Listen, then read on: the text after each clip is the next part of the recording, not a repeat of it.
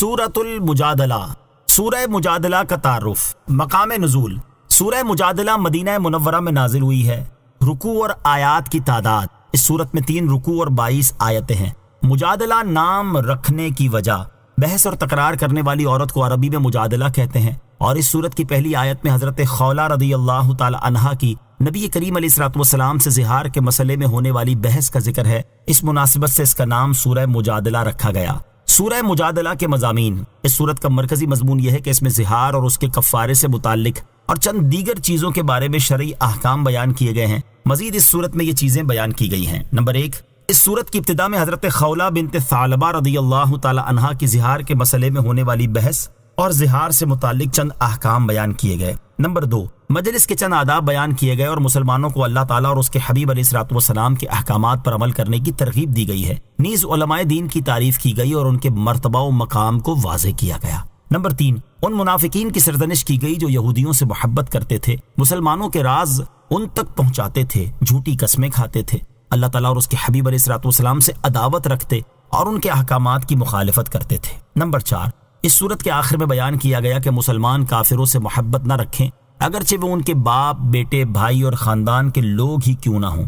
سورہ حدید کے ساتھ مناسبت، سورہ مجادلہ کی اپنے سے ماں قبل سورت حدید کے ساتھ مناسبت یہ ہے کہ سورہ حدید میں اللہ تعالیٰ کی عظیم اور جلیل صفات ذکر کی گئیں کہ وہ ظاہر ہے، باطن ہے، اور اس کا علم ایسا محیط ہے کہ زمین کے اندر موجود اور اس سے نکلنے والی ہر چیز کو جانتا ہے، اور اسے بھی جانتا ہے جو کچھ آسمان سے اترتا ہے اور جو آسمان میں چڑھتا ہے، اور اس کی مخلوق جہاں کہیں ہو وہ اس کے ساتھ ہے۔ اور سورہ مجادلہ کی ابتدا میں اللہ تعالیٰ کہ ان اوصاف پر دلالت کرنے والا واقعہ بیان کیا گیا کہ اللہ تعالیٰ نے اپنی بارگاہ میں مناجات کرنے والی عورت کی بات کو سن لیا۔ بسم اللہ الرحمن الرحیم۔ ترجمہ، اللہ کے نام سے شروع جو نہایت مہربان رحمت والا ہے۔ قد سمع اللہ قول التي تجادلك في زوجها وتشتكي إلى الله والله يسمع تحاوركما إن الله سميع بصير۔ ترجمہ، بے شک اللہ نے اس عورت کی بات سن لی جو اپنے شوہر کے معاملے میں آپ سے بحث کر رہی ہے اور اللہ کی بارگاہ میں شکایت کرتی ہے، اور اللہ تم دونوں کی گفتگو سن رہا ہے۔ بے شک اللہ خوب سننے والا، خوب دیکھنے والا ہے۔ قد سمع اللہ قول التي تجادلك في زوجها، بے شک اللہ نے اس عورت کی بات سن لی جو اپنے شوہر کے معاملے میں آپ سے بحث کر رہی ہے۔ شان نزول، حضرت اوس بن صامت رضی اللہ تعالیٰ عنہ نے کسی بات پر اپنی زوجہ حضرت خولہ بنت ثعلبہ رضی اللہ تعالیٰ عنہا سے کہا، تو مجھ پر میری ماں کی پشت کی مثل ہے۔ یہ کہنے کے بعد حضرت اوس رضی اللہ تعالیٰ عنہ کو ندامت ہوئی۔ یہ کلمہ زمانہ جاہلیت میں طلاق شمار کیا جاتا تھا، اس لیے حضرت اوس رضی اللہ تعالیٰ عنہ نے اپنی زوجہ سے کہا، میرے خیال میں تو مجھ پر حرام ہو گئی ہے۔ حضرت خولہ رضی اللہ تعالیٰ عنہ نے سرکار دو عالم صلی اللہ تعالیٰ علیہ وسلم کی خدمت میں حاضر ہو کر تمام واقعات ذکر کی اور عرض کیا، میرا مال ختم ہو چکا، ماں باپ وفات پا گئے، عمر زیادہ ہو گئی اور بچے چھوٹے چھوٹے ہیں، اگر انہیں ان کے باپ کے پاس چھوڑوں تو ہلاک ہو جائیں گے، اور اپنے ساتھ رکھوں تو بھوکے مر جائیں گے۔ اب ایسی کیا صورت ہے کہ میرے اور میرے شوہر کے درمیان جدائی نہ ہو؟ رسول کریم علیہ الصلوۃ والسلام نے ارشاد فرمایا، تیرے بارے میں میرے پاس کوئی حکم نہیں، یعنی ابھی تک زہار کے متعلق کوئی جدید حکم نازل نہیں ہوا، اور پرانا دستور یہی ہے کہ زہار سے عورت حرام ہو جاتی ہے۔ حضرت خولہ رضی اللہ تعالیٰ عنہ نے عرض کی، یا رسول اللہ صلی اللہ تعالیٰ علیہ وسلم، حضرت اوس رضی اللہ تعالیٰ عنہ نے طلاق کا لفظ نہیں کہا، وہ میرے بچوں کے باپ ہیں اور مجھے بہت ہی پیارے ہیں۔ اسی طرح وہ بار بار عرض کرتی رہیں، اور جب اپنی خواہش کے مطابق جواب نہ پایا تو آسمان کی طرف سر اٹھا کر کہنے لگی، یا اللہ، میں تجھ سے اپنی محتاجی، بے کسی اور پریشان حالی کی شکایت کرتی ہوں، اپنے نبی کریم علیہ الصلوۃ والسلام پر میرے حق میں ایسا حکم نازل فرما جس سے میری مصیبت دور ہو جائے۔ ام المومنین حضرت عائشہ صدیقہ رضی اللہ تعالیٰ عنہا نے اس سے فرمایا، خاموش ہو جا اور دیکھ، رسول کریم علیہ الصلوۃ والسلام کے چہرہ مبارک پر وحی کے آثار ظاہر ہیں۔ جب وحی پوری ہو گئی تو ارشاد فرمایا، اپنے شوہر کو بلاؤ۔ حضرت اوس حاضر ہوئے، حضور علیہ الصلوۃ والسلام نے یہ آیتیں پڑھ کر سنائیں۔ اس آیت کا خلاصہ یہ ہے کہ اے پیارے حبیب صلی اللہ تعالیٰ علیہ وسلم، بے شک اللہ تعالیٰ نے اس عورت کی بات سن لی جو اپنے شوہر کے معاملے میں آپ سے بحث کر رہی ہے، اور اللہ تعالیٰ کی بارگاہ میں اپنے حال، فاقے اور تنہائی کے شدید ہونے کی شکایت کرتی ہے، اور اللہ تعالیٰ تم دونوں کی آپس میں ہونے والی گفتگو سن رہا ہے۔ بے شک جو اللہ تعالیٰ سے مناجات کرے اور اس کی بارگاہ میں گریہ بازاری کرے تو اللہ تعالیٰ اس کی مناجات کو سننے والا اور شکایت کو، نندا کو دیکھنے والا ہے۔ نوٹ: خیال رہے کہ حضرت خولہ بنت ثعلبہ رضی اللہ تعالی عنہا کا سرکار دو عالم علیہ الصلوۃ والسلام سے بحث و تکرار کرنا مخالفت یا مقابلہ کی وجہ سے نہیں تھا، بلکہ کرم طلب کرنے کے لیے تھا، اور اس سے اپنے دکھ درد کا اظہار مقصود تھا۔ اور حضور اکرم علیہ الصلوۃ والسلام کی امت چونکہ آپ کی باندی غلام ہیں، اس لیے کرم طلب کرنے کے لیے آپ سے عرض و معروض کر سکتے ہیں۔ نیز یاد رہے کہ اللہ تعالیٰ کی بارگاہ میں ہر شکایت کرنی بری نہیں، بلکہ بے صبری والی شکایت کرنا برا ہے۔ حضرت خولہ بنت ثعلبہ رضی اللہ تعالی عنہا کا احترام۔ حضرت خولہ بنت ثعلبہ رضی اللہ تعالی عنہا کو حاصل ہونے والی اس خصوصیت کی وجہ سے صحابہ کرام علیہ رضوان آپ کا بہت احترام کیا کرتے تھے۔ چنانچہ حضرت عمر فاروق رضی اللہ تعالیٰ عنہ اپنے دور خلافت میں ایک بار حضرت خولہ بنت ثعلبہ رضی اللہ تعالی عنہا کے پاس سے گزرے۔ اس وقت آپ رضی اللہ تعالی عنہ دراز گوش پر سوار تھے اور لوگوں کا ایک ہجوم ساتھ تھا۔ حضرت خولہ بنت ثعلبہ رضی اللہ تعالی عنہا نے ان کو روک لیا اور نصیحت کرتے ہوئے کہا، اے عمر، وہ دن تجھے یاد ہے جب تمہیں عمیر کہا جاتا تھا، پھر عمر کہا جانے لگا، اور اب تمہیں لوگ امیر المومنین کہنے لگے ہیں؟ تو اے عمر رضی اللہ تعالیٰ عنہ، اللہ تعالیٰ سے ڈرتے رہا کرو۔ جو شخص موت پر یقین رکھتا ہے اسے اندیشہ رہتا ہے کہ کوئی ضروری چیز رہ نہ جائے، اور جسے حساب کا یقین ہوتا ہے وہ عذاب سے ڈرتا ہے۔ حضرت عمر فاروق رضی اللہ تعالیٰ عنہ کھڑے ہو کر ان کی نصیحت سنتے رہے، اور جب کافی وقت گزر گیا تو لوگوں نے عرض کی، اے امیر المومنین، اس بڑھیا کے لیے آپ اتنی دیر کھڑے رہیں گے؟ آپ رضی اللہ تعالیٰ عنہ نے فرمایا، خدا کی قسم، اگر یہ مجھے صبح سے شام تک روک کر رکھے تو میں کھڑا رہوں گا اور صرف نماز کے وقت میں رخصت لوں گا۔ کیا تم جانتے نہیں کہ یہ بوڑھی خاتون کون ہے؟ یہ حضرت خولہ بنت ثعلبہ رضی اللہ تعالی عنہا ہے، جس کی فریاد کو اللہ تعالیٰ نے 7 آسمانوں کے اوپر سنا۔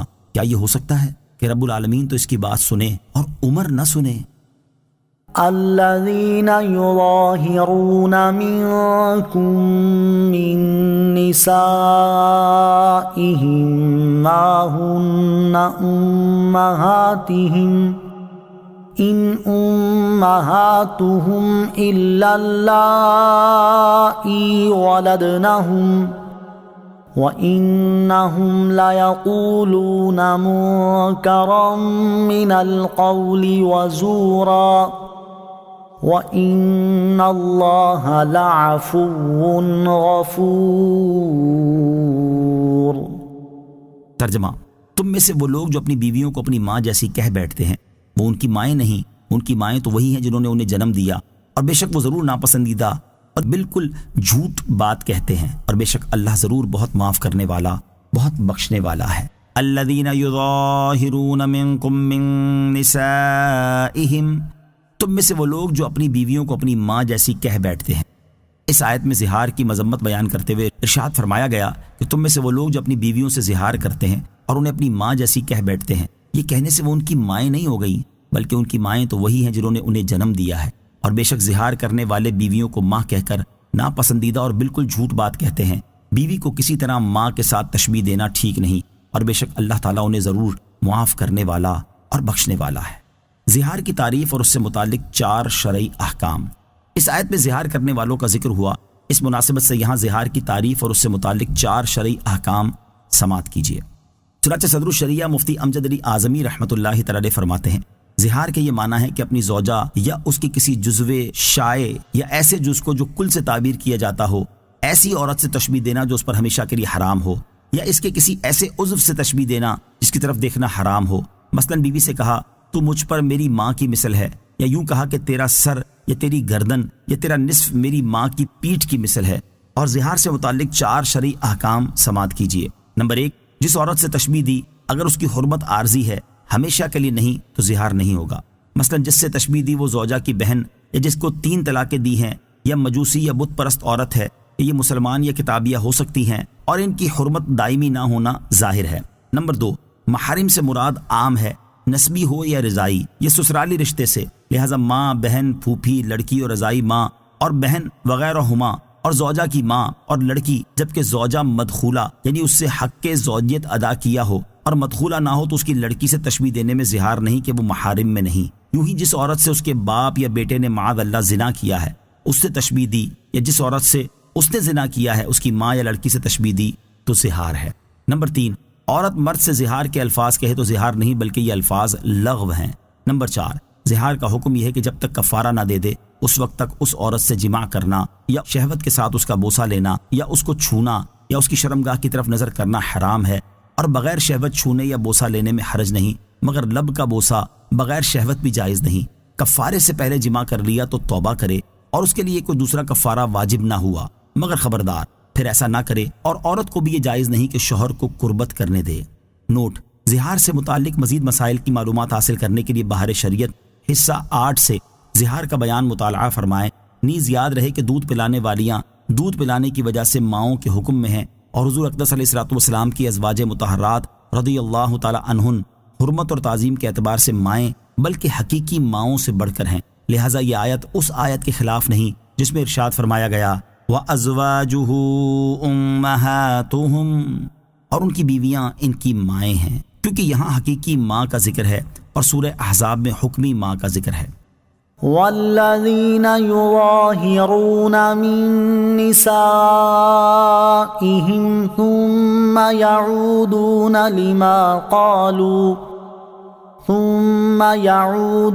لما قالوا فتحرير رقبة من قبل أن يتماسا ذلكم توعظون به واللہ بما تعملون خبیر۔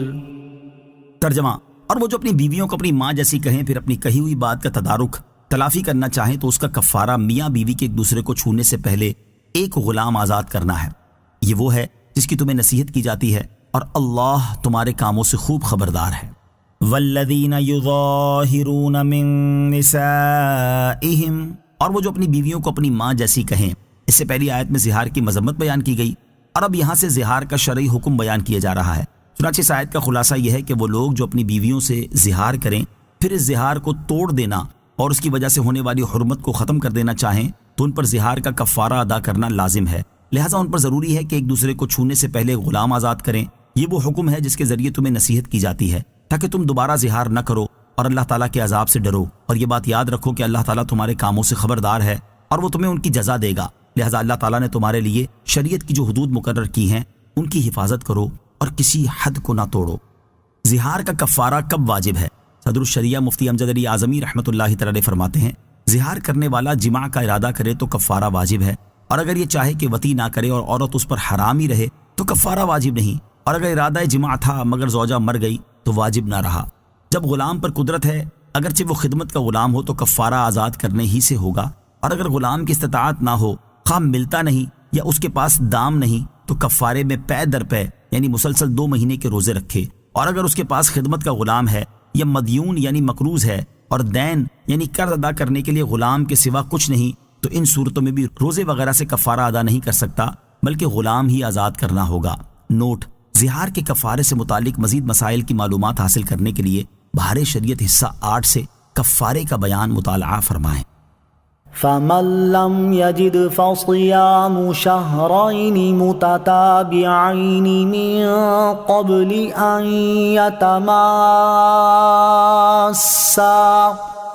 فمن لم يستطع فإطعام 60 مسكينا ذلك لتؤمنوا بالله ورسوله وتلك حدود الله وَلِلْكَافِرِينَ عَذَابٌ أَلِيمٌ۔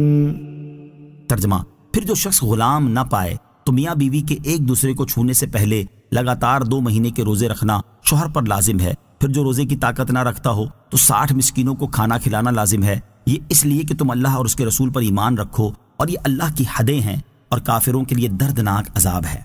فمن لم یجد، پھر جو شخص غلام نہ پائے۔ اس آیت میں زہار کے کفارے کی مزید 2 صورتیں بیان کی جا رہی ہیں، چنانچہ آیت کا خلاصہ یہ ہے کہ پھر جسے غلام نہ ملے تو اس صورت میں زہار کا کفارہ یہ ہے کہ میاں بیوی کے ایک دوسرے کو چھونے سے پہلے لگاتار 2 مہینے کے روزے رکھنا شوہر پر لازم ہے۔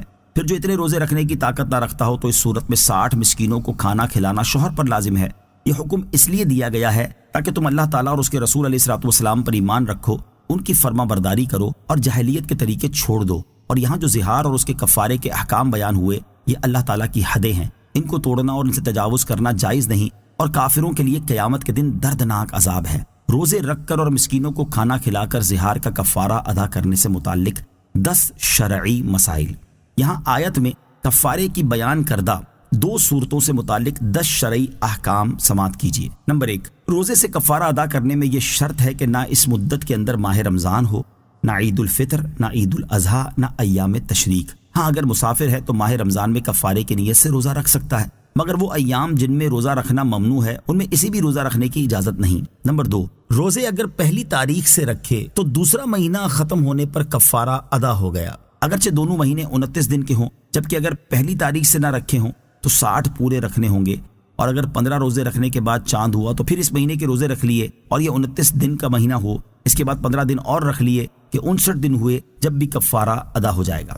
نمبر 3، کفارے کا روزہ توڑ دیا، خاص سفر وغیرہ کسی عذر سے توڑا یا عذر کے بغیر توڑ دیا، یا زہار کرنے والے نے جس عورت سے زہار کیا ان 2 مہینوں کے اندر دن یا رات میں اس سے جان بوجھ کر یا بھول کر صحبت کر لی تو نئے سرے سے روزے رکھے، کیونکہ شرط یہ ہے کہ جماع سے پہلے 2 مہینے کے پے در پہ روزے رکھے، اور ان صورتوں میں یہ شرط نہ پائی گئی۔ نمبر 4، روزے رکھنے پر بھی اگر قدرت نہ ہو کہ بیمار ہے اور صحت یاب ہونے کی امید نہیں یا بہت بوڑھا ہے تو 60 مسکینوں کو دونوں وقت پیٹ بھر کر کھانا کھلائے، اور اس میں یہ اختیار ہے کہ اکٹھے 60 مسکینوں کو کھلا دے یا متفرق طور پر، مگر شرط یہ ہے کہ اس دوران روزے رکھنے پر قدرت حاصل نہ ہو، ورنہ کھلانا صدقہ نفل ہوگا اور کفارے میں روزے رکھنے ہوں گے۔ اور اگر ایک وقت 60 کو کھلایا اور دوسرے وقت میں اس کے علاوہ دوسرے 60 مسکینوں کو کھلایا تو کفارہ ادا نہ ہوا، بلکہ ضروری ہے کہ پہلے یا بعد والے مسکینوں کو پھر ایک وقت کھلائے۔ نمبر 5، شرط یہ ہے کہ جن مسکینوں کو کھانا کھلایا ہو ان میں کوئی ایسا نابالغ نہ ہو جو بالغ ہونے کے قریب ہو۔ ہاں اگر ایک جوان کی پوری خوراک کا اسے مالک کر دیا تو کافی ہے۔ نمبر 6، یہ بھی ہو سکتا ہے کہ ہر مسکین کو صدقہ فطر کی مقدار یعنی نصف سا تقریباً 2 کلو گندم یا 1 سا تقریباً 4 کلو جو یا ان کی قیمت کا مالک کر دیا جائے، مگر مباح کر دینا کافی نہیں بلکہ مالک بنانا ضروری ہے، اور یہ انہی لوگوں کو دے سکتے ہیں جنہیں صدقہ فطر دے سکتے ہیں۔ اور یہ بھی ہو سکتا ہے کہ صبح کو کھلائے اور شام کے لیے قیمت دے دے، یا شام کو کھلائے اور صبح کے لیے کھانے کی قیمت دے دے، یا 2 دن صبح کو یا شام کو کھلائے یا 30 کو کھلائے اور 30 کو دے دے، غرض یہ کہ 60 کی تعداد جس طرح چاہے پوری کرے، اس کا اختیار ہے۔ نمبر 7، کھلانے میں پیٹ بھر کر کھلانا شرط ہے، اگرچہ تھوڑے ہی کھانے میں سیر ہو جائیں، اور اگر پہلے ہی سے کوئی سیر تھا تو اس کا کھانا کافی نہیں، اور بہتر یہ کہ گندم کی روٹی اور سالن کھلائے، اور اس سے اچھا کھانا ہو تو اور بہتر، اور جو کی روٹی ہو تو سالن ضروری ہے۔ نمبر 8، ایک مسکین کو 60 دن تک دونوں وقت کھلایا یا ہر روز صدقہ فطر کی مقدار اسے دے دیا جب بھی کفارہ ادا ہو گیا، اور اگر ایک ہی دن میں ایک مسکین کو سب دے دیا یا ایک دفعہ میں یا 60 دفعہ کر کے یا اس کو سب مباح کرنے کے طور پر دیا تو صرف اس ایک دن کا ادا ہوا۔ یوں ہی اگر 30 مساکین کو 1 سا گندم دی یا 2 سا جو دیے تو صرف 30 کو دینا قرار پائے گا، یعنی 30 مساکین کو پھر دینا پڑے گا۔ یہ اس صورت میں ہے کہ ایک دن میں دیے ہوں، اور اگر 2 دنوں میں دیے ہوں تو جائز ہے۔ نمبر 9، 120 مسکینوں کو ایک وقت کھانا کھلا دیا تو کفارہ ادا نہ ہوا، بلکہ ضروری ہے کہ ان میں سے 60 کو پھر ایک وقت کھلائے، خواہ اسی دن یا کسی دوسرے دن، اور اگر وہ نہ ملے تو دوسرے 60 مسکینوں کو دونوں وقت کھلائے۔ نمبر 10، زہار میں یہ ضروری ہے کہ قربت سے پہلے 60 مساکین کو کھلا دے، اور اگر ابھی پورے 60 مساکین کو کھلا نہیں چکا ہے اور درمیان میں وطی کر لی تو اگرچہ یہ حرام ہے، مگر جتنوں کو کھلا چکا ہے وہ باطل نہ ہوا، باقیوں کو کھلا دے، نئے سرے سے پھر 60 کو کھلانا ضروری نہیں۔ ان الذين يحادون الله ورسوله كبتوا كما كبت الذين من قبلهم وقد انزلنا آيات بينات وللكافرين عذاب مهين۔ ترجمہ، بے شک وہ لوگ جو اللہ اور اس کے رسول کی مخالفت کرتے ہیں انہیں ذلیل و رسوا کر دیا جائے گا جیسے ان سے پہلے لوگ ذلیل و رسوا کر دیے گئے، اور بے شک ہم نے روشن آیتیں اتاری اور کافروں کے لیے رسوا کر دینے والا عذاب ہے۔ ان الذین یحادون اللہ ورسولہ، بے شک وہ لوگ جو اللہ اور اس کے رسول کی مخالفت کرتے ہیں۔ اس سے پہلی آیت میں اللہ تعالیٰ کی حدوں کی حفاظت اور دین اسلام کے دیے ہوئے احکام کی پابندی کرنے کی تاکید کی گئی، اور اس آیت میں ان لوگوں کے لیے وعید بیان کی گئی ہے جو ان کی مخالفت کرتے اور ان کا انکار کرتے ہیں۔ چنانچہ اس آیت کا خلاصہ یہ ہے کہ بے شک وہ لوگ جو اللہ تعالیٰ اور اس کے رسول علیہ الصلوۃ والسلام کے احکام کی مخالفت کرتے ہیں وہ ایسے ہی ذلیل کیے جائیں گے جیسے ان سے پہلے لوگ رسولوں علیہ الصلوۃ والسلام کی مخالفت کرنے کے سبب ذلیل و رسوا کر دیے گئے، اور یہ ذلت اس لیے ہوگی کہ بے شک ہم نے رسولوں علیہ الصلوۃ والسلام کی صداقت پر دلالت کرنے والی اور واضح احکام پر مشتمل روشن آیتیں اتاری، اس کے باوجود انہوں نے مخالفت کی، اور یہ تو دنیا کی سزا ہے، جبکہ آخرت میں ان آیتوں کا انکار کرنے والے کافروں کے لیے رسوا کر دینے والا عذاب ہے۔ آیت ان الذین یحادون اللہ ورسولہ سے حاصل ہونے والی معلومات۔ اس آیت سے دو باتیں معلوم ہوئی۔ نمبر ایک، حضور اقدس علیہ الصلوۃ والسلام کی مخالفت اللہ تعالیٰ کی مخالفت ہے۔ نمبر دو، اس آیت میں اللہ تعالیٰ کی بارگاہ کے مقبول بندوں کے دشمن کو جنگ کا اعلان بھی ہے اور اس کے مغلوب ہونے کا اعلان بھی۔ یوم یبعثهم اللہ جمیعا فینبئهم بما عملوا احصاہ اللہ ونسوہ واللہ علی کل شیء شہید۔ ترجمہ، جس دن اللہ ان سب کو دوبارہ زندہ کر کے اٹھائے گا، پھر وہ انہیں ان کے اعمال بتائے گا۔ اللہ نے ان اعمال کو گن رکھا ہے اور وہ لوگ انہیں بھول گئے ہیں، اور اللہ ہر چیز پر گواہ ہے۔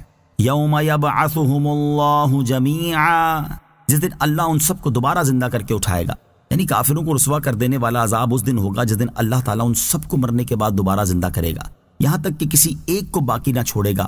پھر انہیں رسوا اور شرمندہ کرنے کے لیے ان کے اعمال بتائے گا، کیونکہ اللہ تعالیٰ نے ان کے تمام اعمال کو گن رکھا ہے، جبکہ وہ لوگ بے فکری اور توجہ نہ ہونے کے سبب دنیا میں کیے ہوئے اپنے اعمال بھول گئے ہیں۔ اور اللہ تعالیٰ کی شان یہ ہے کہ وہ ہر چیز پر گواہ ہے اور اس سے کچھ بھی چھپا ہوا نہیں ہے۔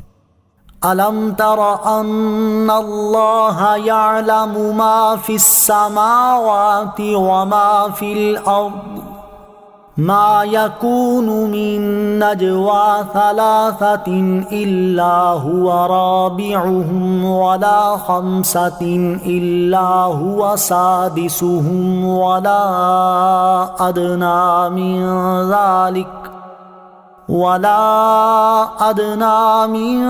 ذَلِكَ وَلَا أَكْثَرَ إِلَّا هُوَ مَعَهُمْ أَيْنَمَا كَانُوا ثُمَّ يُنَبِّئُهُم بِمَا عَمِلُوا يَوْمَ الْقِيَامَةِ إِنَّ اللَّهَ بِكُلِّ شَيْءٍ عَلِيمٌ۔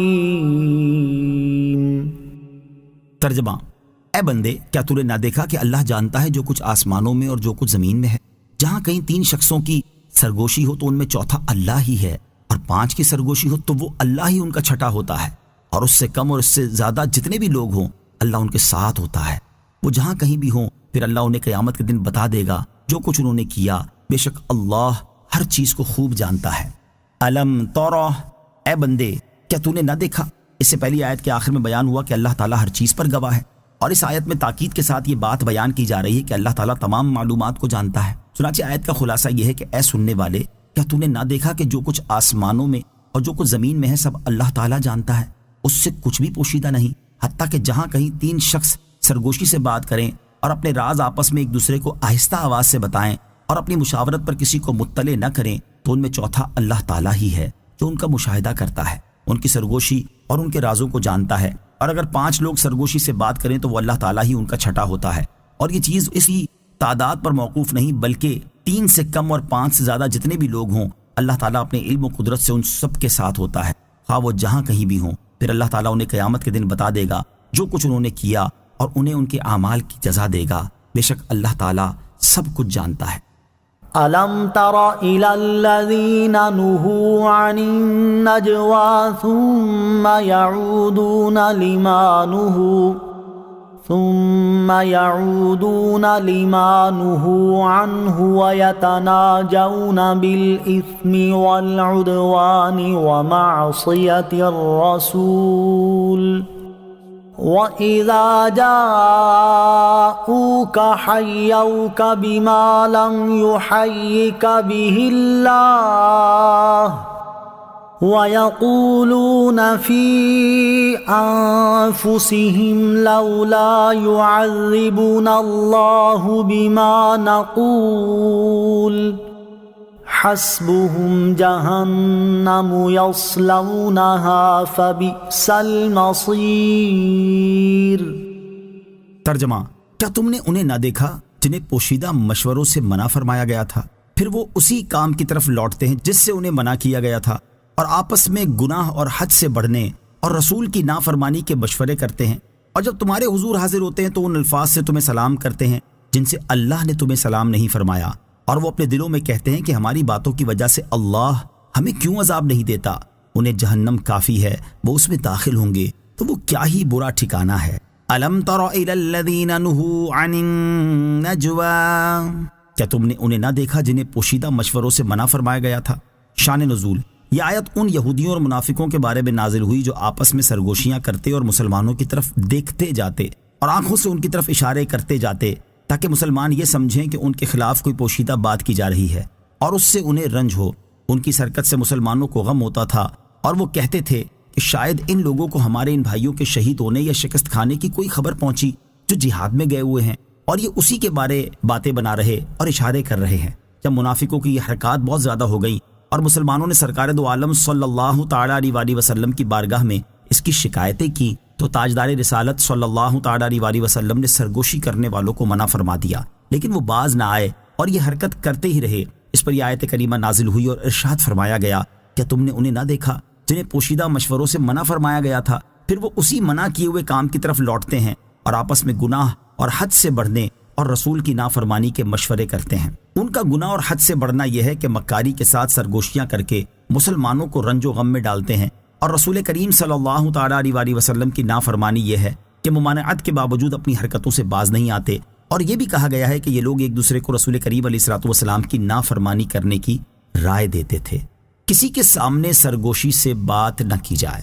اس سے معلوم ہوا کہ کسی کے سامنے سرگوشی سے بات کرنا اسے تشویش میں ڈال دیتا اور رنج و غم میں مبتلا کر دیتا ہے، لہٰذا اس سے بچنا چاہیے۔ احادیث میں بھی اس سے منع کیا گیا ہے۔ چنانچہ حضرت عبداللہ ابن عمر رضی اللہ تعالیٰ عنہ سے روایت ہے، رسول اللہ صلی اللہ تعالیٰ علیہ وسلم نے ارشاد فرمایا، جب تم 3 آدمی ہو تو تیسرے کو چھوڑ کر 2 آدمی آپس میں سرگوشی نہ کریں۔ اور حضرت عبداللہ ابن مسعود رضی اللہ تعالیٰ عنہ سے روایت ہے، رسول کریم صلی اللہ تعالیٰ علیہ وسلم نے ارشاد فرمایا، جب تم 3 افراد ہو تو تیسرے کو چھوڑ کر 2 آدمی باہم سرگوشی نہ کریں جب تک کہ بہت سے آدمیوں سے نہ مل جاؤ، یعنی تمہاری تعداد کثیر ہو جائے، ورنہ یہ بات اسے رنج پہنچائے گی۔ اللہ تعالی ہمیں اس پر عمل کی توفیق عطا فرمائے، آمین۔ وَإِذَا جَاءُوكَ، اور جب تمہارے حضور حاضر ہوتے ہیں۔ آیت کے اس حصے میں یہودیوں کی ایک اور بری عادت کے بارے میں بیان کیا جا رہا ہے کہ یہ لوگ جب سرکار دو عالم صلی اللہ تعالیٰ علیہ وسلم کی بارگاہ میں حاضر ہوتے ہیں تو کسی اچھے الفاظ سے سلام نہیں کرتے، اور ان کے سلام کے الفاظ وہ نہیں ہوتے جن سے اللہ تعالیٰ نے اپنے حبیب علیہ الصلوۃ والسلام کو سلام فرمایا ہے۔ بارگاہ رسالت صلی اللہ تعالیٰ علیہ وسلم میں یہودیوں کی ایک ذلیل حرکت، یہودی جب نبی کریم علیہ الصلوۃ والسلام کی بارگاہ میں حاضر ہوتے تو یوں کہتے تھے، السلام علیکم، یعنی تم پر موت آئے۔ نبی کریم علیہ الصلوۃ والسلام بھی اس کے جواب میں علیکم، یعنی تم پر بھی موت آئے فرما دیتے تھے۔ یہاں اسی سے متعلق 3 احادیث سماعت کیجیے۔ بخاری شریف کی حدیث ہے، ام المومنین حضرت عائشہ صدیقہ رضی اللہ تعالی عنہا فرماتی ہیں، یہودیوں کی ایک جماعت رسول اللہ صلی اللہ تعالی علیہ وسلم کی بارگاہ میں حاضر ہوئی تو انہوں نے کہا، السلام علیکم، یعنی تم پر موت ہو۔ میں ان کی گفتگو سمجھ گئی اور کہا، تم پر موت اور لعنت ہو۔ پھر رسول کریم علیہ الصلوۃ والسلام نے ارشاد فرمایا، اے عائشہ جانے دو، اللہ تعالیٰ ہر کام میں نرمی پسند فرماتا ہے۔ میں نے عرض کی، یا رسول اللہ صلی اللہ تعالیٰ علیہ وسلم، کیا آپ نے سنا نہیں کہ انہوں نے کیا کہا تھا؟ حضور اقدس علیہ الصلوۃ والسلام نے ارشاد فرمایا، میں نے کہہ دیا تھا، وعلیکم، یعنی تم پر ہو۔ دوسری حدیث، اور یہ بھی بخاری شریف کی ہے، حضرت عائشہ صدیقہ رضی اللہ تعالی عنہا سے روایت ہے کہ کچھ یہودی نبی کریم علیہ الصلوۃ والسلام کی بارگاہ میں آئے اور انہوں نے کہا، السلام علیکم، یعنی تم پر موت ہو۔ حضرت عائشہ صدیقہ رضی اللہ تعالی عنہا نے انہیں جواب دیتے ہوئے کہا، تمہارے اوپر موت ہو، اللہ تعالیٰ تم پر لعنت کرے اور تم پر اللہ تعالیٰ غضب فرمائے۔ حضور اکرم علیہ الصلوۃ والسلام نے ارشاد فرمایا، اے عائشہ جانے دو اور نرمی اختیار کرو، کج خلقی اور بدگوئی سے بچو۔ حضرت عائشہ رضی اللہ تعالی عنہا نے عرض کی، جو انہوں نے کہا وہ آپ نے سنا نہیں؟ ارشاد فرمایا کہ تم نے وہ نہیں سنا جو میں نے کہا؟ میں نے وہی بات ان پر لوٹا دی تھی، بس ان کے بارے میں میرے الفاظ شرف قبولیت حاصل کر گئے اور میرے بارے میں ان کے الفاظ قبول نہیں ہوئے۔ حدیث نمبر 3، ترمذی شریف کی حدیث، حضرت انس رضی اللہ تعالیٰ عنہ فرماتے ہیں، ایک یہودی نبی کریم علیہ الصلوۃ والسلام اور صحابہ کرام علیہم رضوان کی مجلس میں آیا اور اس نے کہا، السلام علیکم۔ صحابہ کرام نے اسے جواب دیا تو آپ نے ارشاد فرمایا، تم جانتے ہو کہ اس نے کیا کہا؟ صحابہ کرام نے عرض کی، اللہ تعالیٰ اور اس کا رسول صلی اللہ تعالیٰ علیہ وسلم زیادہ جانتے ہیں۔ یا رسول اللہ صلی اللہ تعالیٰ علیہ وسلم، ہمارے خیال میں اس نے سلام کیا تھا۔ ارشاد فرمایا، نہیں، بلکہ اس نے یوں کہا، السلام علیکم، یعنی تم پر موت ہو، وہ چلا گیا ہے، تم اسے واپس لے کر آؤ۔ صحابہ کرام علیہ رضوان اسے واپس لے کر آئے تو آپ نے ارشاد فرمایا، تم نے السلام علیکم کہا تھا؟ اس نے جواب دیا، جی ہاں۔ اس وقت آپ نے ارشاد فرمایا، جب اہل کتاب میں سے کوئی شخص تمہیں سلام کرے تو تم کہو، علیک ما قلتا، یعنی تم پر وہی نازل ہو جو تم نے کہا ہے۔ پھر آپ نے یہ آیت تلاوت فرمائی، وَإِذَا جَاءُوكَ حَيَّوْكَ بِمَا لَمْ يُحَيِّكَ بِهِ اللَّهُ۔ ترجمہ، اور جب تمہارے حضور حاضر ہوتے ہیں تو ان الفاظ سے تمہیں سلام کرتے ہیں جن سے اللہ نے تمہیں سلام نہیں فرمایا۔ وَيَقُولُونَ فِي أَنفُسِهِمْ، اور وہ اپنے دلوں میں کہتے ہیں۔ آیت کے اس حصے میں یہودیوں کے بارے میں ایک اور بات بیان کی گئی ہے کہ وہ اپنے دلوں میں کہتے ہیں ہماری باتوں کی وجہ سے اللہ تعالی ہمیں کیوں عذاب نہیں دیتا۔ اس سے ان کی مراد یہ تھی کہ اگر حضرت محمد مصطفیٰ صلی اللہ تعالیٰ علیہ وسلم نبی ہوتے تو ہماری اس گستاخی پر اللہ تعالیٰ میں عذاب دیتا۔ اس کے جواب میں اللہ تعالیٰ ارشاد فرماتا ہے انہیں عذاب کے طور پر جہنم کافی ہے جس میں یہ داخل ہوں گے، تو یہ ان کا کیا ہی برا انجام ہے۔ مراد یہ ہے کہ ہر چیز کا ایک وقت مقرر ہے، اگر کسی جرم پر فوراً عذاب نہ آئے تو یہ معنی نہیں کہ وہ جرم نہیں، بلکہ اس کا جرم ہونا اپنی جگہ برقرار ہے، اور عذاب اس لیے نازل نہیں ہوا کہ ابھی اس کا وقت نہیں آیا، اور جب وقت آ جائے گا تو عذاب میں تاخیر نہ کی جائے گی، لہذا فوری عذاب نازل نہ ہونے کی وجہ سے کوئی دھوکہ نہ کھائے۔ یا ایہا الذین آمنوا اذا تناجیتم فلا تتناجوا بالاثم والعدوان ومعصیۃ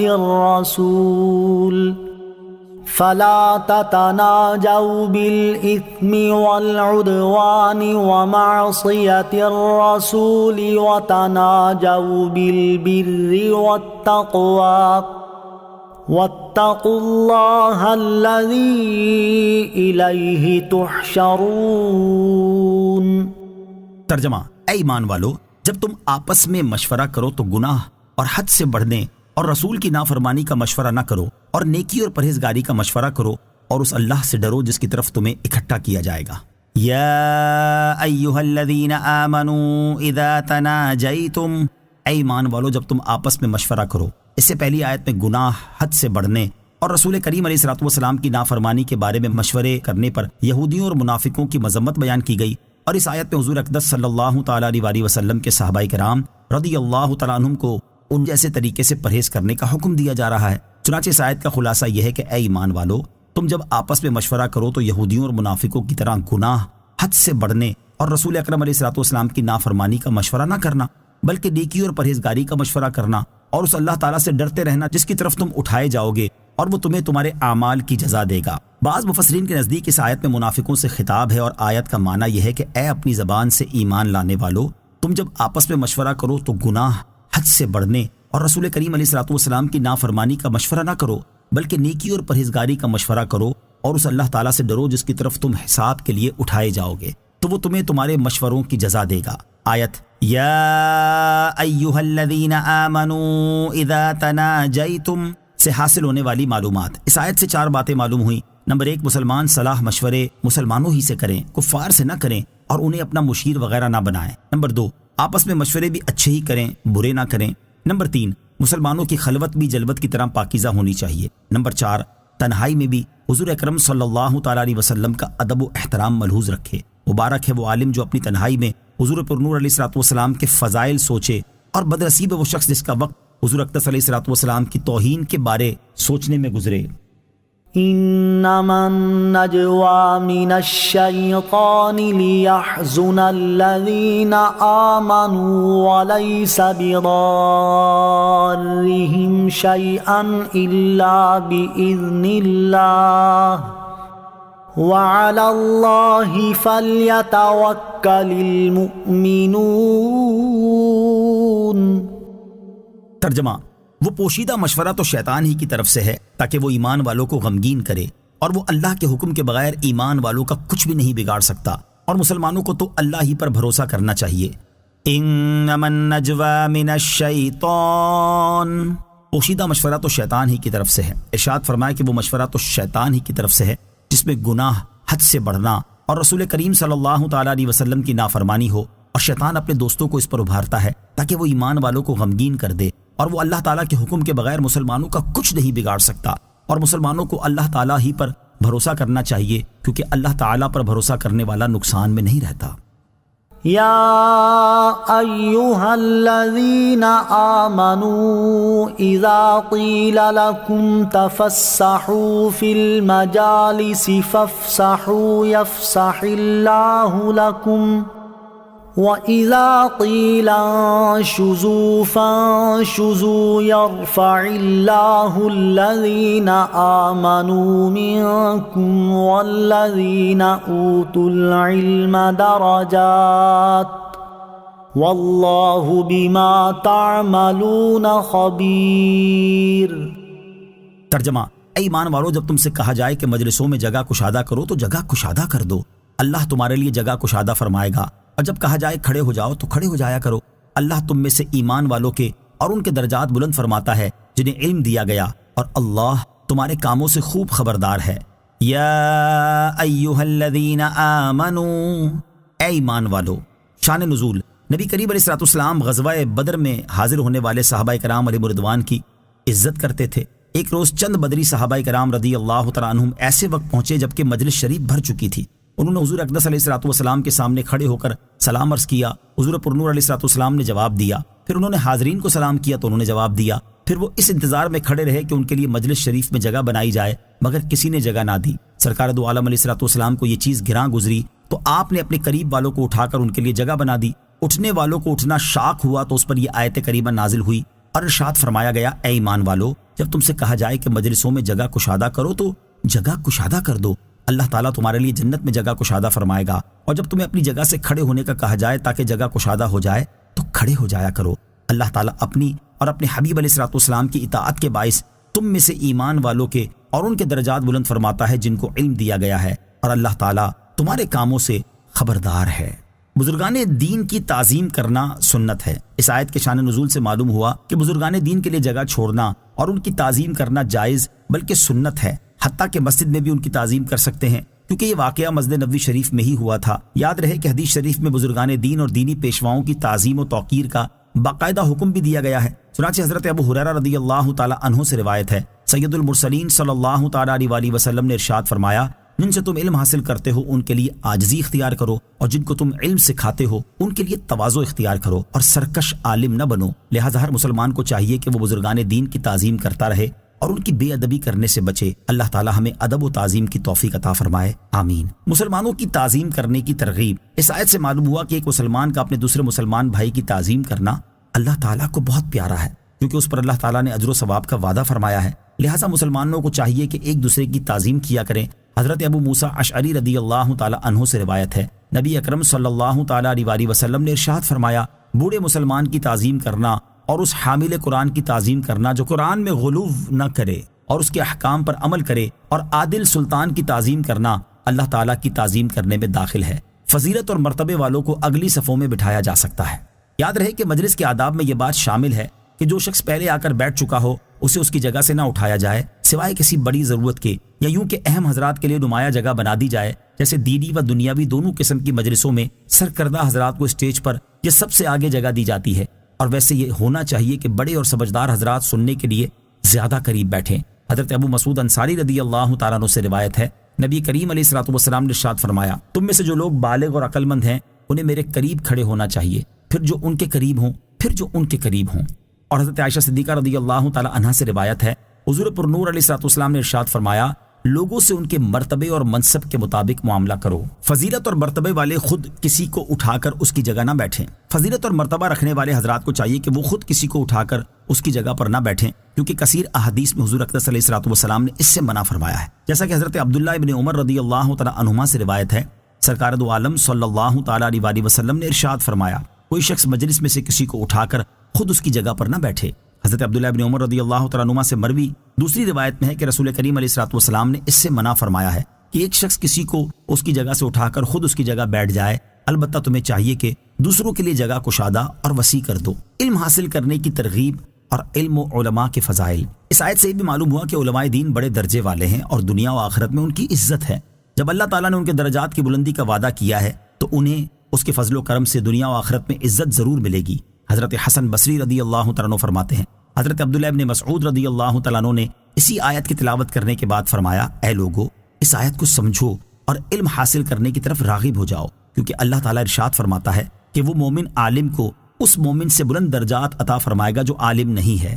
یہاں موضوع کی مناسبت سے علم اور علماء کے 15 فضائل سماعت کیجیے۔ نمبر 1، 1 ساعت علم حاصل کرنا ساری رات قیام کرنے سے بہتر ہے۔ نمبر 2، علم عبادت سے افضل ہے۔ نمبر 3، علم اسلام کی حیات اور دین کا ستون ہے۔ نمبر 4، علماء زمین کے چراغ اور انبیاء کرام علیہ الصلوۃ والسلام کے وارث ہیں۔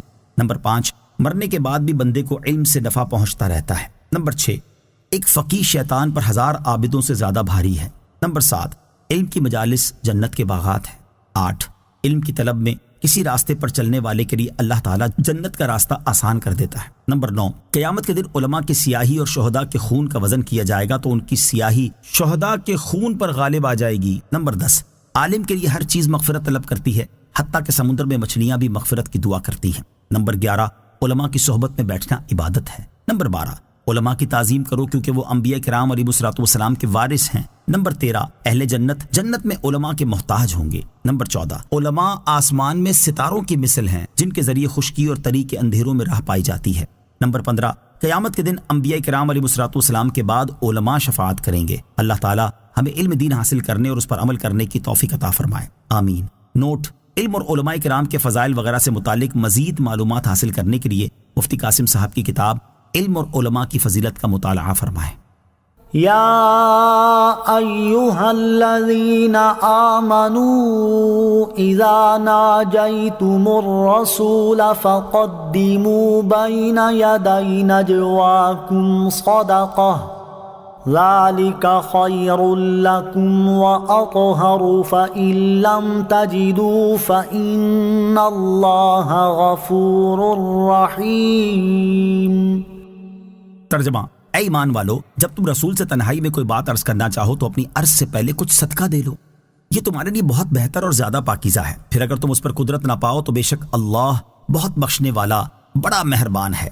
یا ایہا الذین آمنوا اذا ناجیتم الرسول، ارشاد فرمایا کہ اے ایمان والو، جب تم رسول کریم علیہ الصلوۃ والسلام سے تنہائی میں کوئی بات عرض کرنا چاہو تو اپنی عرض سے پہلے کچھ صدقہ دے لو، کہ اس میں بارگاہ رسالت صلی اللہ تعالی علیہ وسلم میں حاضر ہونے کی تعظیم اور فقراء کا نفع ہے۔ یہ عرض کرنے سے پہلے صدقہ کرنا تمہارے لیے بہت بہتر ہے، کیونکہ اس میں اللہ تعالیٰ اور اس کے حبیب علیہ الصلوۃ والسلام کی اطاعت ہے اور یہ تمہیں خطاؤں سے پاک کرنے والا ہے۔ پھر اگر تم اس پر قدرت نہ پاؤ تو اللہ تعالیٰ بخشنے والا مہربان ہے۔ شان نزول: سرکار دو عالم صلی اللہ تعالی علیہ وسلم کی بارگاہ میں جب مالداروں نے عرض و معروض کا سلسلہ دراز کیا اور نوبت یہاں تک پہنچ گئی کہ غریب صحابہ کرام علیہم رضوان کو اپنی عرض پیش کرنے کا موقع کم ملنے لگا تو عرض پیش کرنے والوں کو عرض پیش کرنے سے پہلے صدقہ دینے کا حکم دیا گیا۔ بعض روایتوں کے مطابق اس حکم پر حضرت علی المرتضیٰ کرم اللہ تعالی وجہ الکریم نے عمل کیا اور 1 دینار صدقہ کر کے 10 مسائل دریافت کیے۔ حضرت علی کرم اللہ تعالی وجہ الکریم کے علاوہ اور کسی کو اس حکم پر عمل کرنے کا وقت نہیں ملا۔ اولیاء کرام کے مزارات پر شیرینی لے جانے کی دلیل: اس آیت مبارکہ سے یہ ثابت ہوتا ہے کہ اولیاء کرام رحمت اللہ تعالی علیہم کے مزارات پر صدقہ کرنے کے لیے شیرینی وغیرہ لے کر جانا جائز ہے۔ چنانچہ صدر الافاضل مفتی نعیم الدین مراد آبادی رحمت اللہ تعالی علیہ فرماتے ہیں، حضرت مترجب قدس سرہ یعنی سیدی اعلیٰ حضرت امام محمد رضا خان رحمت اللہ تعالی علیہ نے فرمایا کہ اس کی اصل ہے جو مزارات اولیاء پر تصدق کے لیے شیرینی وغیرہ لے جاتے ہیں۔ أَأَشْفَقْتُمْ أَن تُقَدِّمُوا بَيْنَ يَدَيْ نَجْوَاكُمْ صَدَقَاتٍ فَإِذْ لَمْ تَفْعَلُوا وَتَابَ اللَّهُ عَلَيْكُمْ فَأَقِيمُوا الصَّلَاةَ وَآتُوا الزَّكَاةَ وَأَطِيعُوا اللَّهَ وَرَسُولَهُ واللہ خبیر بما تعملون۔ ترجمہ: کیا تم اس بات سے ڈر گئے کہ تم اپنی عرض سے پہلے کچھ صدقے دو؟ پھر جب تم نے یہ نہ کیا اور اللہ نے اپنی مہربانی سے تم پر رجوع فرمایا تو تم نماز قائم رکھو اور زکوٰۃ دو اور اللہ اور اس کے رسول کے فرما بردار رہو اور اللہ تمہارے کاموں کی خوب خبر رکھنے والا ہے۔ اَأَشْفَقْتُمْ أَن تُقَدِّمُوا بَيْنَ يَدَيْ نَجْوَاكُمْ صَدَقَاتٍ، کیا تم اس بات سے ڈر گئے کہ تم اپنی عرض سے پہلے کچھ صدقے دو؟ یعنی کیا تم غریبی اور ناداری کی وجہ سے نبی کریم علیہ الصلوۃ والسلام کی بارگاہ میں اپنی عرض سے پہلے کچھ صدقہ دینے سے ڈر گئے؟ پھر جب تم نے صدقہ نہ دیا اور اللہ تعالیٰ نے اپنی مہربانی سے تم پر رجوع فرمایا اور پہلے صدقہ نہ دینے کا مواخذہ تم پر سے اٹھا لیا تو تم دوسری عبادات بجا لاؤ، جیسے نماز قائم رکھو اور زکوٰۃ دو اور اللہ تعالیٰ اور اس کے رسول علیہ الصلوۃ والسلام کے فرما بردار رہو، اور یاد رکھو کہ اللہ تعالیٰ تمہارے ظاہری اور باطنی تمام کاموں کی خبر رکھنے والا ہے اور وہ تمہیں ان کی جزا دے گا۔ حضرت علی المرتضیٰ کرم اللہ تعالی وجہ الکریم کے سبب امت پر آسانی۔ حضرت علی المرتضیٰ کرم اللہ تعالی وجہ الکریم فرماتے ہیں، جب یہ آیت مبارکہ یا ایھا الذین آمنوا اذا ناجیتم الرسول نازل ہوئی تو نبی کریم علیہ الصلوۃ والسلام نے مجھ سے فرمایا تمہارے خیال میں 1 دینار ٹھیک ہے؟ میں نے عرض کی لوگ اتنے کی طاقت نہیں رکھیں گے۔ ارشاد فرمایا نصف دینار۔ میں نے عرض کی یہ بھی نہیں دے سکیں گے۔ نبی پاک علیہ الصلوۃ والسلام نے ارشاد فرمایا پھر کتنا ہونا چاہیے؟ میں نے عرض کی جو کے 1 دانے کے برابر۔ ارشاد فرمایا تم تو بڑے تنگ دست ہو۔ پھر یہ آیت نازل ہو گئی اشفقتم ان تقدموا بین یدی نجواکم صدقات۔ حضرت علی المرتضیٰ کرم اللہ تعالی وجہہ الکریم فرماتے ہیں پس میرے سبب سے اللہ تعالیٰ نے اس امت پر آسانی فرما دی۔ ألم تر إلى الذين تولوا قوما غضب الله عليهم ما هم منكم ولا منهم ويحلفون على الكذب وهم يعلمون۔ ترجمہ کیا تم نے ان لوگوں کو نہ دیکھا جنہوں نے ان لوگوں کو دوست بنا لیا جن پر اللہ نے غضب فرمایا؟ وہ نہ تم میں سے ہیں اور نہ ہی ان میں سے، اور وہ جان بوجھ کر جھوٹی بات پر قسم کھاتے ہیں۔ الم تر الی الذین کیا تم نے ان لوگوں کو نہ دیکھا؟ شان نزول یہ آیت ان منافقوں کے بارے میں نازل ہوئی جنہوں نے یہودیوں سے دوستی کی اور ان کی خیر خواہی میں لگے رہتے اور مسلمانوں کے راز ان سے کہتے۔ ان کے بارے میں ارشاد فرمایا گیا کہ اے سننے والے کیا تم نے ان لوگوں کو نہ دیکھا جنہوں نے یہودیوں کو دوست بنا لیا جن پر اللہ تعالیٰ نے غضب فرمایا ہے، اور ان کا حال یہ ہے کہ نہ مسلمان ہیں نہ یہودی بلکہ منافق ہیں۔ منافقوں کے تذبذب کا حال، منافقوں کے اسی تذبذب کا حال بیان کرتے ہوئے ایک اور مقام پر اللہ تعالیٰ نے ارشاد فرمایا مذبذبین بین ذلک لا الہ ہؤلاء ولا الہ ہؤلاء ومن یضلل اللہ فلن تجد له سبیلا۔ ترجمہ درمیان میں ڈگمگا رہے ہیں، نہ ان کی طرف ہیں نہ ان کی طرف، اور جسے اللہ گمراہ کرے تو تم اس کے لیے کوئی راستہ نہ پاؤ گے۔ اور حضرت عبداللہ ابن عمر رضی اللہ تعالیٰ عنہما سے روایت ہے نبی کریم صلی اللہ تعالیٰ علیہ وسلم نے ارشاد فرمایا منافقوں کی مثال اس بکری جیسی ہے جو 2 ریوڑوں کے درمیان متردد ہو، کبھی اس ریوڑ میں جاتی ہے اور کبھی اس ریوڑ میں۔ وَيَحْلِفُونَ عَلَى الْكَذِبِ وَهُمْ يَعْلَمُونَ اور وہ جان بوجھ کر جھوٹی بات پر قسم کھاتے ہیں۔ شان نزول یہ آیت عبداللہ بن نبتل منافق کے بارے میں نازل ہوئی جو رسول کریم صلی اللہ تعالیٰ علیہ وسلم کی مجلس میں حاضر رہتا اور یہاں کی بات یہودیوں کے پاس پہنچاتا۔ ایک روز حضور اقدس صلی اللہ تعالیٰ علیہ وسلم دولت سرائے اقدس میں تشریف فرما تھے۔ آپ نے ارشاد فرمایا اس وقت ایک آدمی آئے گا جس کا دل انتہائی سخت ہے اور وہ شیطان کی آنکھوں سے دیکھتا ہے۔ تھوڑی دیر بعد عبداللہ بن نبتل آیا، اس کی آنکھیں نیلی تھیں۔ حضور اکرم علیہ الصلوۃ والسلام نے اس سے ارشاد فرمایا تو اور تیرے ساتھی ہمیں کیوں گالیاں دیتے ہیں؟ وہ قسم کھا گیا کہ ایسا نہیں کرتا اور اپنے یاروں کو بھی لے آیا، انہوں نے بھی قسم کھائی کہ ہم نے آپ کو گالی نہیں دی۔ اس پر یہ آیت کریمہ نازل ہوئی اعد اللہ لهم عذابا شدیدا انہم ساء ما كانوا يعملون اتخذوا ایمانهم جنة فصدوا عن سبیل اللہ فلهم عذاب مہین لن تغنی عنهم اموالهم ولا اولادهم من اللہ شیئا اولئک اصحاب النار هم فیها خالدون۔ ترجمہ اللہ نے ان کے لیے سخت عذاب تیار کر رکھا ہے، بے شک وہ بہت ہی برے کام کرتے ہیں۔ انہوں نے اپنی قسموں کو ڈھال بنا لیا ہے تو انہوں نے اللہ کی راہ سے روکا تو ان کے لیے رسوا کر دینے والا عذاب ہے۔ ان کے مال اور ان کی اولاد اللہ کے سامنے انہیں ہرگز کچھ کام نہ دیں گے، وہ دوزخی ہیں، وہ اس میں ہمیشہ رہیں گے۔ اعد اللہ لہم عذابا شدیدا اللہ نے ان کے لیے سخت عذاب تیار کر رکھا ہے۔ اس آیت اور اس کے بعد والی 2 آیات کا خلاصہ یہ ہے کہ منافقوں کے اس طرز عمل کی وجہ سے اللہ تعالیٰ نے ان کے لیے سخت عذاب تیار کر رکھا ہے۔ بے شک وہ لوگ بہت ہی برے کام کرتے ہیں، اور ان کے برے کاموں میں سے ایک یہ ہے کہ انہوں نے اپنی جھوٹی قسموں کو اپنی جان و مال کی حفاظت کے لیے ڈھال بنا لیا ہے، پھر اپنی حیلہ سازی سے دوسروں کو بھی اللہ تعالیٰ کی راہ میں جہاد کرنے اور دین اسلام میں داخل ہونے سے روکتے ہیں، تو ان کے کفر اور راہ خدا سے روکنے کی بنا پر ان کے لیے آخرت میں رسوا کر دینے والا عذاب ہے۔ ان کے مال اور ان کی اولاد اللہ تعالیٰ کے سامنے انہیں کچھ کام نہ دیں گے، اور قیامت کے دن انہیں عذاب الہی سے بچا نہ سکیں گے، وہ دوزخی ہیں اور اس میں ہمیشہ رہیں گے۔ يوم يبعثهم الله جميعا فيحلفون له كما يحلفون لكم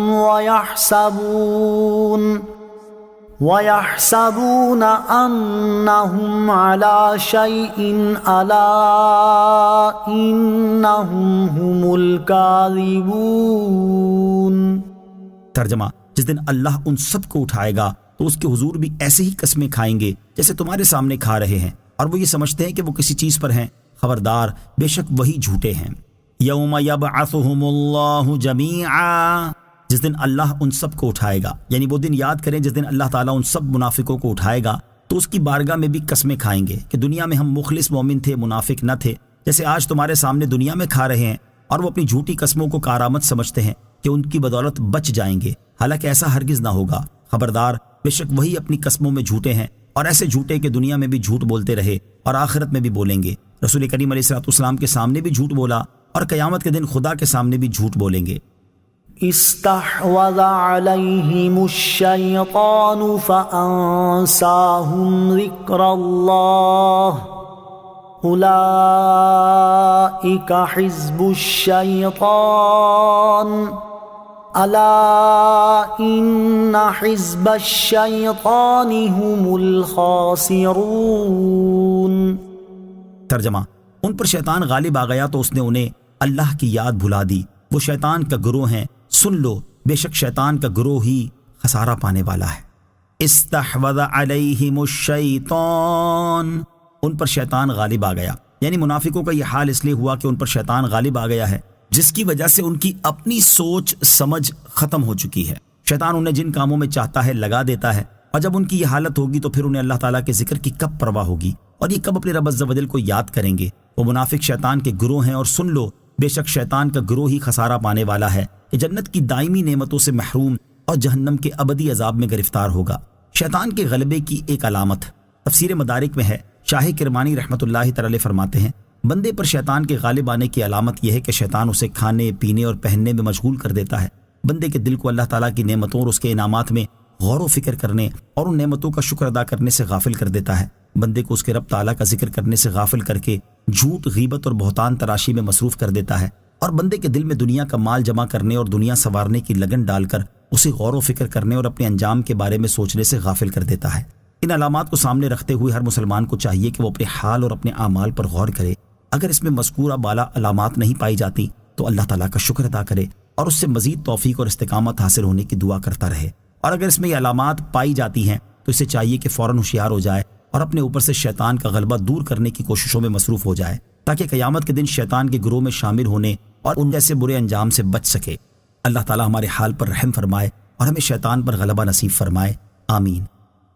ان الذين يحادون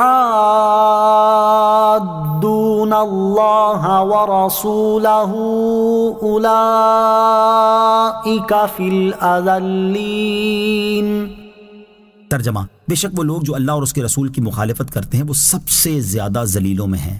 ان الذين يحادون الله ورسوله، بے شک وہ لوگ جو اللہ اور اس کے رسول کی مخالفت کرتے ہیں، یعنی بے شک وہ لوگ جو اللہ تعالیٰ اور اس کے رسول علیہ الصلوۃ والسلام سے عداوت رکھتے اور ان کے احکامات کی مخالفت کرتے ہیں، وہ اللہ تعالیٰ کے نزدیک سب سے زیادہ ذلیل لوگوں میں شامل ہیں۔ اس سے معلوم ہوا کہ حضور اکرم علیہ الصلوۃ والسلام کی مخالفت اللہ تعالیٰ کی مخالفت ہے، کیونکہ زمانہ رسالت کے کفار و منافقین اپنے گمان میں اللہ تعالیٰ کی مخالفت نہیں کرتے تھے، بلکہ کافر تو کفر بھی یہ سمجھ کر کرتا تھا کہ اللہ تعالیٰ اس سے راضی ہے۔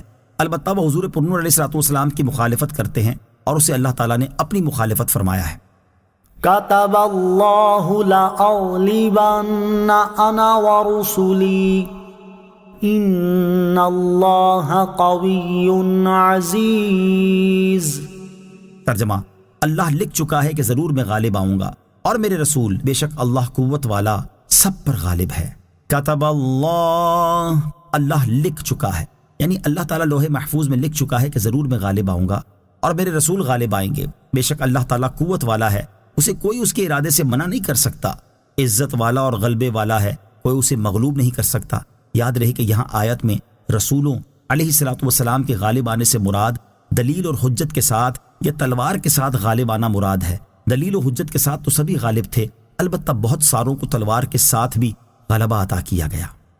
لا تجد قوما يؤمنون بالله واليوم الآخر يوادون من حاد الله ورسوله ولو كانوا آباءهم أو أبناءهم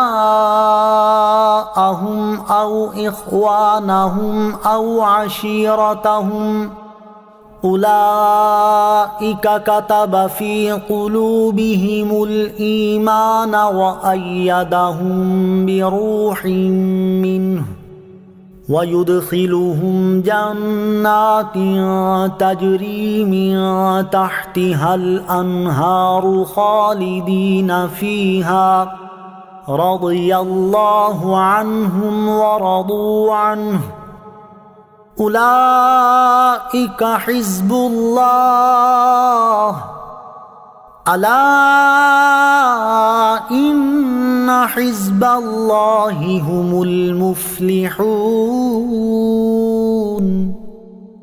ترجمہ: تم ایسے لوگوں کو نہیں پاؤ گے جو اللہ اور آخرت کے دن پر ایمان رکھتے ہوں کہ وہ ان لوگوں سے دوستی کریں جنہوں نے اللہ اور اس کے رسول سے مخالفت کی، اگرچہ وہ ان کے باپ یا ان کے بیٹے یا ان کے بھائی یا ان کے خاندان والے ہوں۔ یہ وہ لوگ ہیں جن کے دلوں میں اللہ نے ایمان نقش فرما دیا اور اپنی طرف کی روح سے ان کی مدد کی، اور وہ انہیں ان باغوں میں داخل فرمائے گا جن کے نیچے نہریں بہتی ہیں، ان میں ہمیشہ رہیں گے۔ اللہ ان سے راضی ہوا اور وہ اللہ سے راضی ہوئے۔ یہ اللہ کی جماعت ہے، سن لو، اللہ کی جماعت ہی کامیاب ہے۔ لا تجد قوما یؤمنون باللہ والیوم الآخر، تم ایسے لوگوں کو نہیں پاؤ گے جو اللہ اور آخرت کے دن پر ایمان رکھتے ہوں۔ کافروں سے دوستی کے بارے میں منافقوں کا حال بیان کرنے کے بعد یہاں سے مخلص ایمان والوں کا حال بیان کیا جا رہا ہے کہ اے پیارے حبیب صلی اللہ تعالیٰ علیہ وسلم، جو لوگ اللہ تعالیٰ اور آخرت کے دن پر سچا ایمان رکھتے ہیں، آپ انہیں ایسا نہیں پائیں گے کہ وہ ان لوگوں سے دوستی کریں جنہوں نے اللہ تعالیٰ اور اس کے رسول علیہ الصلوۃ والسلام سے مخالفت کی، یعنی ان سے یہ ہو ہی نہیں سکتا اور ان کی یہ شان ہی نہیں اور ان کا ایمان اس کو گوارا ہی نہیں کرتا کہ خدا اور رسول کے دشمن سے دوستی کرے، اگرچہ وہ ان کے باپ یا بیٹے یا بھائی یا خاندان والے ہوں۔ یہ وہ لوگ ہیں جن کے دلوں میں اللہ تعالیٰ نے ایمان نقش فرما دیا ہے اور اپنی طرف کی روح سے ان کی مدد کی، اور وہ انہیں ان باغوں میں داخل فرمائے گا جن کے نیچے نہریں بہتی ہیں، ان میں ہمیشہ رہیں گے۔ اللہ تعالیٰ ان کے ایمان، اخلاص اور طاعت کے سبب ان سے راضی ہوا، اور وہ اللہ تعالیٰ کی رحمت اور اس کے کرم سے راضی ہوئے۔ یہ اللہ تعالیٰ کی جماعت ہے، سن لو، اللہ تعالیٰ کی جماعت ہی کامیاب ہے کہ یہ جہنم کے عذاب سے محفوظ رہیں گے اور جنت کی عظیم الشان دائمی نعمتیں ہمیشہ کے لیے پائیں گے۔ مسلمان اللہ تعالیٰ اور اس کے حبیب علیہ الصلوۃ والسلام کے گستاخوں سے دوستی نہیں کر سکتا۔ اس آیت سے معلوم ہوا کہ بد دینوں، بد مذہبوں اور اللہ تعالیٰ اور اس کے رسول کی شان میں گستاخی اور بے ادبی کرنے والوں سے قلبی محبت، دوستی اور میل جول جائز نہیں، اور یہ بھی معلوم ہوا کہ کافروں سے دوستی کرنا مسلمانوں کی شان اور اس کے ایمان کے تقاضوں کے برخلاف ہے۔ اعلیٰ حضرت امام احمد رضا خان رحمۃ اللہ تعالی فرماتے ہیں، اس آیت کریمہ میں صاف فرما دیا کہ جو اللہ یا رسول کی جناب میں گستاخی کرے، مسلمان اس سے دوستی نہ کرے گا، جس کا صریح مفاد ہوا کہ جو اس سے دوستی کرے گا وہ مسلمان نہ ہوگا۔ پھر اس حکم کا قطعاً عام ہونا بالتصریح ارشاد فرمایا کہ باپ، بیٹے، بھائی، عزیز سب کو گنایا، یعنی کوئی کیسا ہی تمہارے زوم میں معظم یا کیسا ہی تمہیں بالطبع محبوب ہو، ایمان ہے تو گستاخی کے بعد اس سے محبت نہیں رکھ سکتے، اس کی وقعت نہیں مان سکتے، ورنہ مسلمان نہ رہو گے۔ مولا سبحانہ و تعالیٰ کا اتنا فرمانا ہی مسلمان کے لیے بس تھا، مگر دیکھو وہ تمہیں اپنی رحمت کی طرف بلاتا، اپنی عظیم نعمتوں کا لالچ دلاتا ہے کہ اللہ اور اس کے رسول کی عظمت کے آگے تم نے کسی کا پاس نہ کیا، کسی سے علاقہ نہ رکھا، تمہیں کیا کیا فائدے حاصل ہوں گے۔ نمبر 1، اللہ تعالیٰ تمہارے دلوں میں ایمان نقش کر دے گا، جس میں انشاءاللہ تعالیٰ حسن خاتمہ کی بشارت جلیلہ ہے کہ اللہ کا لکھا نہیں مٹتا۔ نمبر 2، اللہ تعالیٰ روح القدس سے تمہاری مدد فرمائے گا۔ نمبر 3، تمہیں ہمیشگی کی جنتوں میں لے جائے گا جن کے نیچے نہریں رواں ہیں۔ نمبر 4، تم خدا کے گروہ کہلاؤ گے، خدا والے ہو جاؤ گے۔ نمبر 5، منہ مانگی مرادیں پاؤ گے بلکہ امید و خیال و گمان سے کروڑوں درجے افزوں۔ نمبر 6، سب سے زیادہ یہ کہ اللہ تم سے راضی ہوگا۔ نمبر 7، یہ کہ فرماتا ہے میں تم سے راضی، تم مجھ سے راضی۔ بندے کے لیے اس سے زائد اور کیا نعمت ہوتی کہ اس کا رب اس سے راضی ہو، مگر انتہائی بندہ نوازی یہ کہ فرمایا اللہ ان سے راضی اور وہ اللہ سے راضی۔ مسلمانوں، خدا لگتی کہنا اگر آدمی کروڑ جانیں رکھتا ہو اور وہ سب کی سب ان عظیم دولتوں پر نثار کر دے تو واللہ کے مفت پائیں، پھر زید و عمر سے علاقۂ تعظیم و محبت یک لخت قطع کر دینا کتنی بڑی بات ہے، جس پر اللہ تعالیٰ ان بے بہا نعمتوں کا وعدہ فرما رہا ہے، اور اس کا وعدہ یقیناً سچا ہے۔ اللہ تعالیٰ اور اس کے حبیب علیہ الصلوۃ والسلام کے دشمنوں کے ساتھ صحابہ کرام علیہم رضوان کا کردار۔ اس آیت میں مخلص ایمان والوں کا ایک وصف یہ بیان ہوا کہ وہ اللہ تعالیٰ اور اس کے رسول کی مخالفت کرنے والوں سے دوستی نہیں کرتے، اگرچہ وہ ان کے کیسے ہی قریبی رشتہ دار کیوں نہ ہوں۔ چنانچہ صحابہ کرام علیہم رضوان نے اپنے عمل سے یہ ثابت کر کے دکھایا کہ انہیں اللہ تعالیٰ اور اس کے رسول کے مقابلے میں رشتہ داری کا کوئی لحاظ نہیں۔ چنانچہ منقول ہے کہ حضرت ابو عبیدہ بن جراح رضی اللہ تعالیٰ عنہ نے جنگ احد میں اپنے باپ جراح کو قتل کیا۔ حضرت ابو بکر صدیق رضی اللہ تعالیٰ عنہ نے جنگ بدر کے دن اپنے بیٹے عبد الرحمن کو لڑائی کے لیے طلب کیا، لیکن رسول کریم علیہ الصلوۃ والسلام نے انہیں اس جنگ کی اجازت نہ دی۔ حضرت مصعب بن عمیر رضی اللہ تعالیٰ عنہ نے اپنے بھائی عبید بن عمیر کو قتل کیا۔ حضرت عمر بن خطاب رضی اللہ تعالیٰ عنہ نے اپنے ماموں عاص بن ہشام بن مغیرہ کو جنگ بدر کے دن قتل کیا۔ حضرت علی المرتضیٰ کرم اللہ تعالیٰ وجہ الکریم، حضرت حمزہ، حضرت ابو عبیدہ رضی اللہ تعالیٰ عنہما نے ربیہ کے بیٹوں عتبہ اور شیبہ کو اور ولید بن عتبہ کو بدر میں قتل کیا جو ان کے رشتہ دار تھے۔